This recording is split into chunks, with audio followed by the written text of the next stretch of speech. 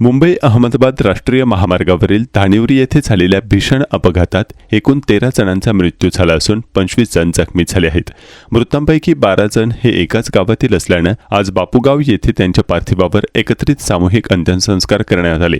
या हृदयद्रावक घटनेनंतर संपूर्ण गाव शोकसागरात बुडाले असून सर्वत्र हळहळ व्यक्त केली जात आहे.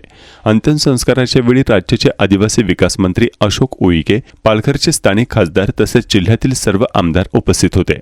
अपघातातील 25 जखमींवर सध्या उपचार सुरू असून काही जखमींवर धुंदलवाडी येथील वेदांत रुग्णालयात उपचार सुरू आहेत. जखमींना उपचारादरम्यान कोणतीही अडचण येऊ नये यासाठी आदिवासी विकास विभागाने त्यांचे पालकत्व स्वीकारले असल्याची माहिती मंत्री अशोक उईके यांनी दिली.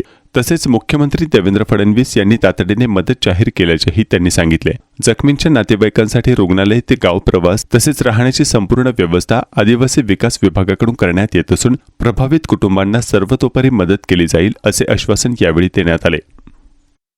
त्यामध्ये एकूण 13 व्यक्ती मृत्यू पावलेले आहे. बापूगाव व लाखतपाडा येथील 12 और वांगर्जे येथील 1 असे एकूण 13 व्यक्तीचं निधन झालेलं आहे. आणि वेदांत हॉस्पिटल येथे 17 कुटुंब भरती आहे. कालच मुख्यमंत्री मोदींनी या कुटुंबाप्रती सहानुभूती, प्रेम आणि विश्वास दर्शवून भावना जाहीर केलेल्या आहे. कल्पना आहे तुम्हाला, तुमच्या माध्यमातून जाहीर सुरू झालेली आहे. लवकरात लवकर ती मदत मिळेल. सोबतच हे सर्व कुटुंब जे आहे त्या कुटुंबांना आदिवासी विकास विभाग पालकत्वाची भूमी जबाबदारी स्वीकारून 100% विशेष लक्ष देऊन वेळोवेळी येणारं सहकार्य, वेळोवेळी अडचण ते पूर्ण करण्यास आदिवासी विभाग पात्र ठरेल अशी अपेक्षा करतो.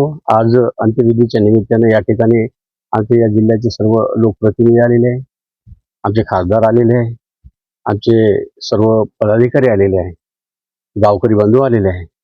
निश्चितच सर्वांसाठी अतिशय दुर्दैवी बाब आहे, दुःखदी घटना.